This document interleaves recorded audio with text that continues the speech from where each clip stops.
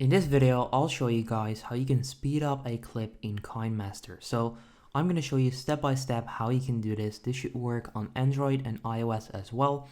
For now, I'm going to use this on my Android device.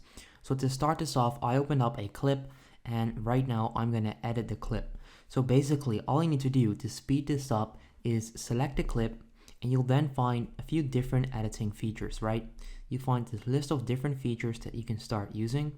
But right there, you should be able to find speed. So all you need to do is click on speed, and right here, you can then change up the speed of a video. So there are a few different options. You can go with 1.5, you can go with 2.5x, 3x, and you can basically keep going like that until, okay, so it's kind of like unlimited. Okay, so you can speed this up 16 times faster.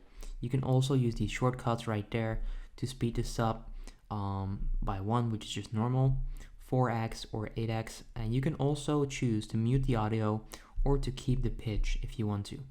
So that's kind of like how you can speed up a video in this video editing software. If this video helps you out, make sure you go ahead and leave a like on the video. I would appreciate that, and then I'll see you in the next one. Have a good day.